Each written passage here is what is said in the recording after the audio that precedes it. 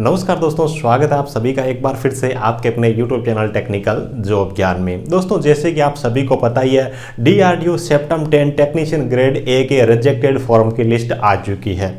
Total 2815 form ऐसे हैं जिनको रिजेक्ट किया गया है और रिजेक्टेड फॉर्म में भी ज़्यादातर इस प्रकार के फॉर्म है जिन बच्चों ने एक से ज़्यादा फॉर्म अप्लाई किया है, और जिन बच्चों ने एक से ज़्यादा फॉर्म अप्लाई किया है उनका भी कम से कम एक फॉर्म तो एक्सेप्ट हो ही गया है। तो रिजेक्ट फॉर्म को लेकर के किसी को चिंतित होने की मेरे हिसाब से ज़रूरत है नहीं।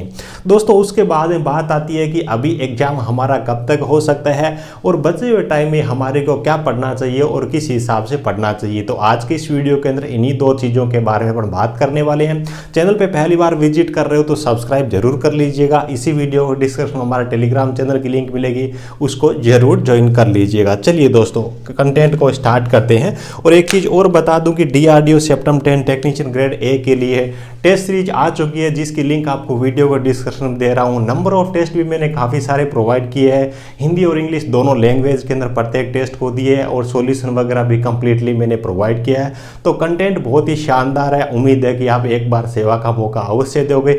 एक बार मौका दोगे तो बार बार आप अवसर जरूर दोगे, ऐसा मुझे अपने कंटेंट पे भरोसा है। तो टेस्ट सीरीज वगैरह भी चेकआउट कर लीजिएगा, लिंक आपको वीडियो के डिस्क्रिप्शन में मिल जाएगी।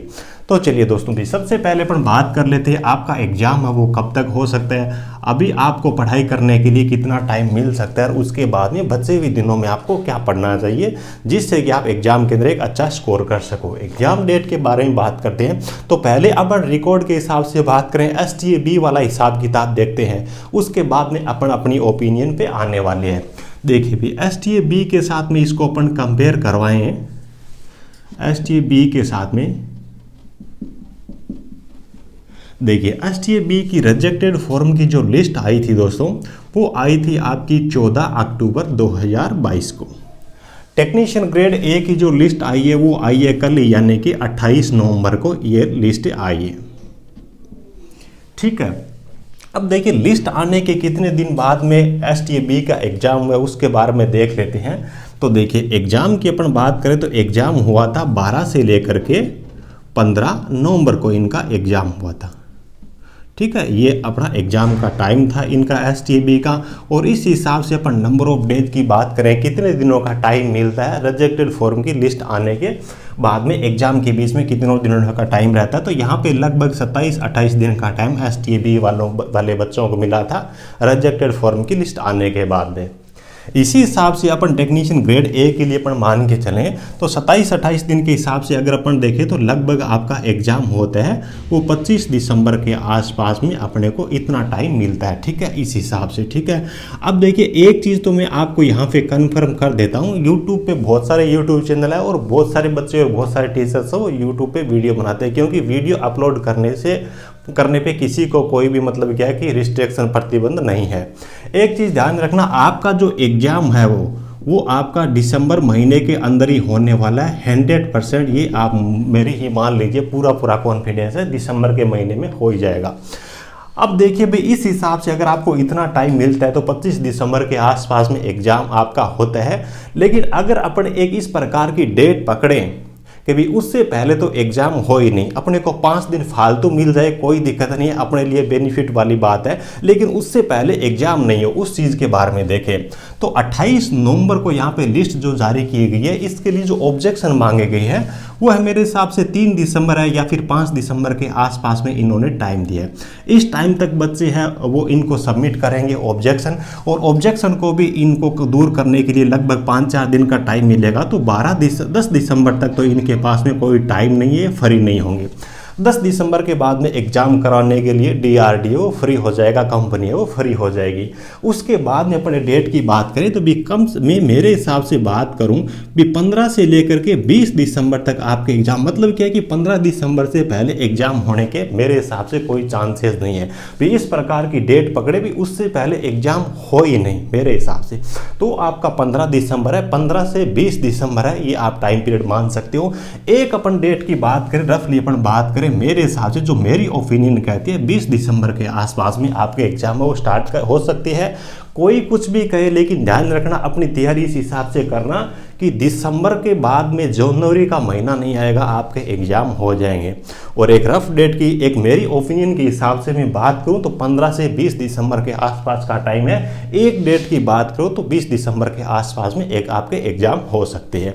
अब आपके पास में ये 15 से 20 दिनों का टाइम बचा हुआ है, इसमें आपको क्या क्या पढ़ना चाहिए और किस हिसाब से पढ़ना चाहिए उस दिन उस चीज़ के बारे में भी बात कर लेते हैं, ताकि एग्जाम के अंदर आप एक बहुत ही अच्छा स्कोर कर पाओ। चलिए भी आपके पास में यहाँ पे जो टाइम मिलता है दोस्तों, 15 से लेकर के 20 डेज का आपके पास में अब भी पढ़ाई करने के लिए टाइम है।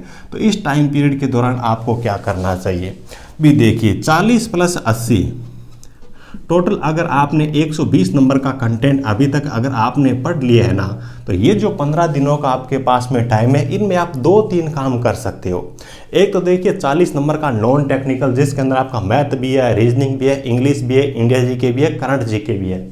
उसके बाद में 80 नंबर में आपकी टेक्निकल की थ्योरी और ऑब्जेक्टिव भी आपने कहीं से पढ़े होंगे तो वो भी है। तो इतना सारा अगर आप कंटेंट पढ़ते हो, इनका रिवीजन करते हो, रिवीजन अगर आप 120 नंबर का कंप्लीट करते हो तो मेरे हिसाब से 10 से 12 दिन का टाइम है वो आपको लग जाएगा अच्छी तरीके से चीज़ों को अगर दोबारा रिवाइज करते हो तो। और रिवाइज करने के बगैर चीज़ें आपने पढ़ी है ना वो भी भूल जाओगे, आपको एग्जाम में आउटपुट ही नहीं मिलेगा। क्योंकि आज पढ़ी हुई चीज़ है वो 20 दिन बाद में आपको भी कुछ याद नहीं रहेगा, और चाहे मैं हो चाहे कोई और हो, भूलने की प्रवृत्ति हर इंसान के अंदर होता है। तो जितनी चीज़ें आपने पढ़ी है नहीं तैयार करने से अच्छा है कि उनका रिवीजन करना जरूरी है, अदरवाइज वो चीज़ें भी भूल जाओगे।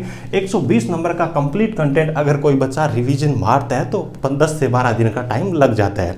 उसके बाद में देखिए दूसरी चीज़ क्या, भी इस टाइम पीरियड के दौरान करंट जीके है उसको भी आप पढ़ सकते हो, करंट जीके है उसको भी आप पढ़ सकते हो। और तीसरी चीज़ क्या है, तीसरी चीज़ दोस्तों, तीसरी जो चीज़ है वो आपके लिए टेस्ट सीरीज DRDO का एग्जाम है वो ऑनलाइन होने वाला है। आपको टाइम मिलेगा 90 मिनट का, और 90 मिनट में आपको क्वेश्चन अटेंड करने 120।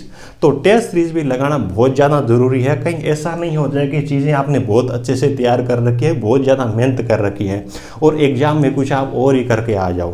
तो टेस्ट सीरीज बहुत ज़्यादा लगाने की ज़रूरत है आपको। 15 से 20 दिनों के टाइम में मेरे हिसाब से आप अच्छे से ये 3 ही काम कर सकते हो।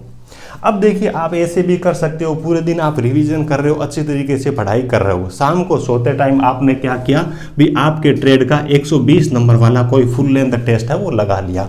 इस हिसाब से करते करते अगर आप 15 दिनों तक लगातार 15 टेस्ट लगाते हो और 16वें दिन अगर आप जब एग्जाम में बैठते हो तो आपको ऑनलाइन एग्जाम अटेंड करने में इतना कॉन्फिडेंस हो जाएगा भी किसी भी प्रकार का कोई डर फील होगा ही नहीं, और कोई टेस्ट लगाओगे नहीं तो आपने जो चीज़ें पढ़ी है उनकी तो बात ही दूर है, एग्जाम कैसे अटेंड करना है, कोई चीज़ गलत नहीं हो जाए, इस प्रकार की चिंताएं भी आपको सताती रहेगी। तो टेस्ट सीरीज आपको लगानी जरूरी है।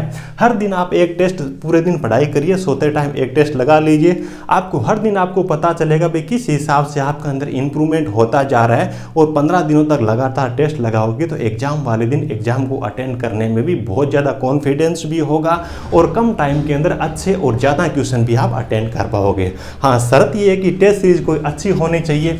ऐसा नहीं कि नॉन टेक्निकल 40 नंबर का है तो इसके अंदर मैथ और रीजनिंग दे करके किसी ने टेस्ट को खत्म ही कर दिया हो।